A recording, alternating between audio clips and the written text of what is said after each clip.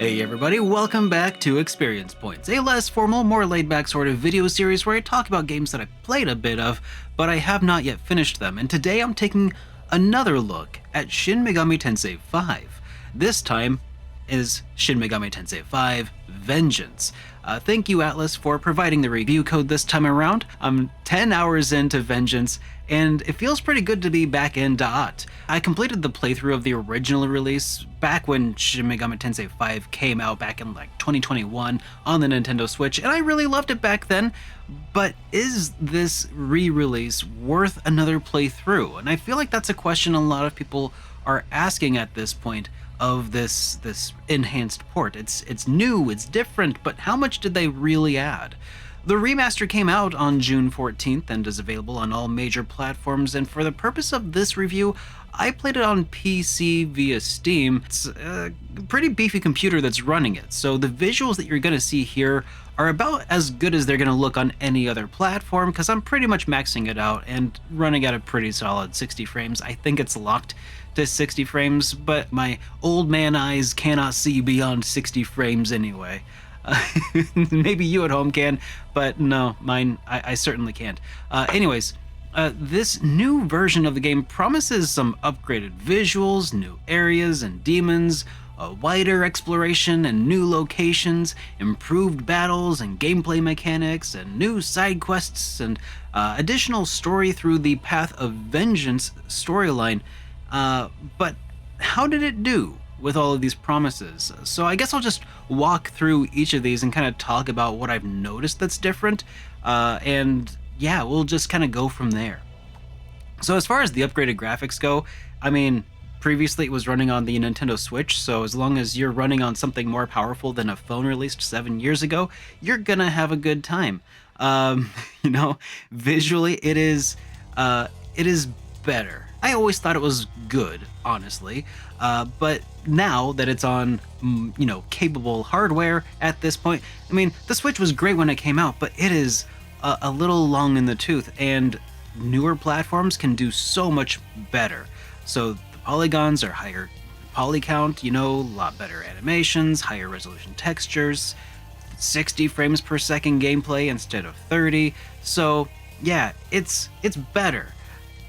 I don't know if it's enough to make the game itself overall better. As far as the visuals go, this is something that I find translates really well through a YouTube video, so you can draw your own conclusions, but it's really these other things that I've been playing through that I think is probably more useful for me to talk about. So we're going to talk about the new demons and areas next.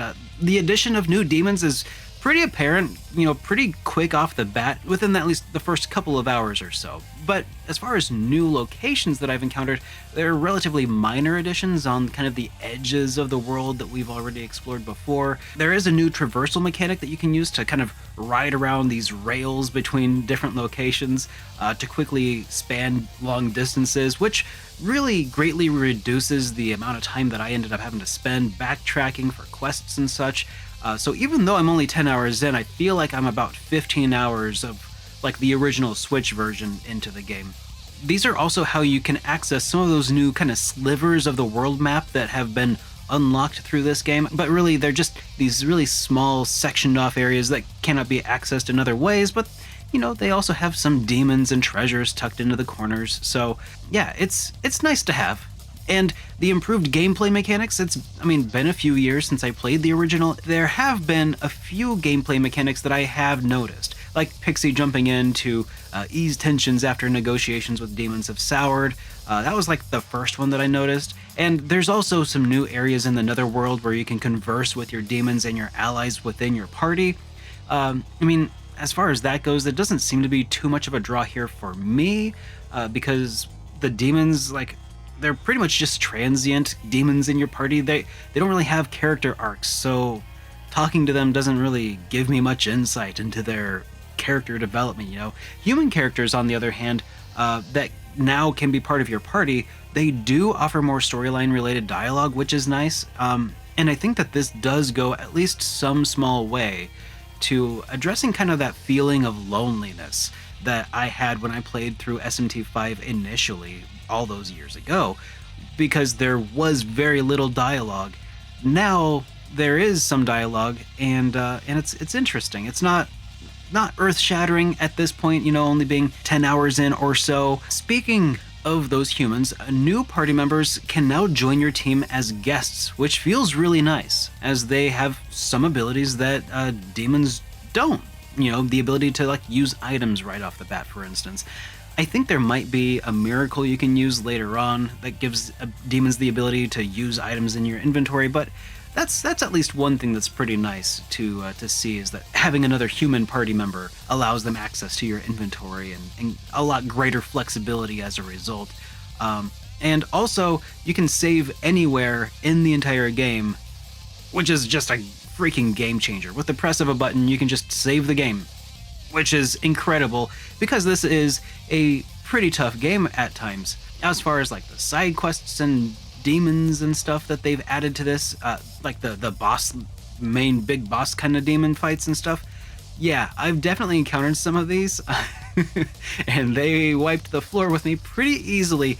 There are recommended levels at which you're supposed to try to take these guys on, but you can unlock level 80 enemies when you're level 20, and if you're not careful and you're just trying to go and do all the quests that are marked on your map or something, you're gonna have a bad time.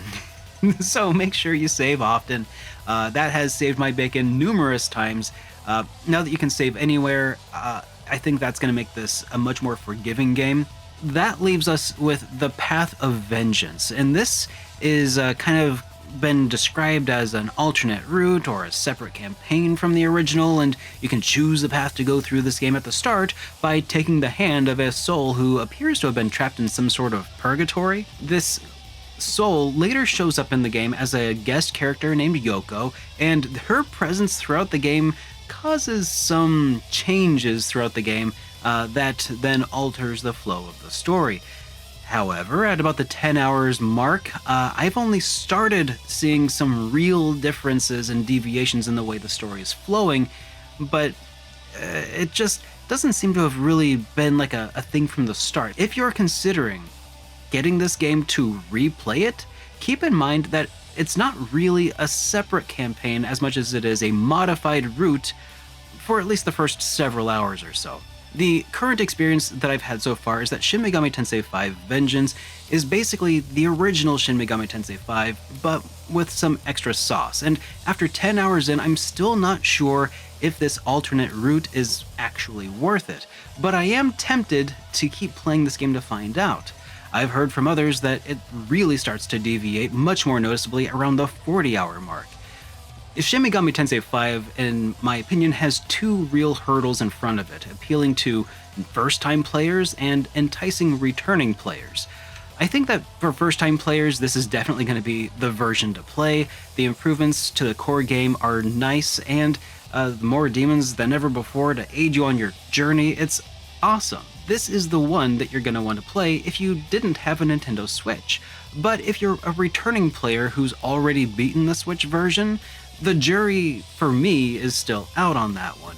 Justifying a repurchase for a bump in visual fidelity and some tinkering around the edges wouldn't necessarily be enough for me to spend my own money, and the real wild card here is, for me, this whole second campaign. And after 10 hours, I've seen enough to be interested where this might go, but it's still too early to really justify prying open my cheapskate wallet. So, if I keep playing this, I might make another follow-up video, but for now, I hope that I've at least helped you make a choice for yourself. Anyways, until next time, thanks for watching, and I'll see you in the next one. Have a great day, everyone.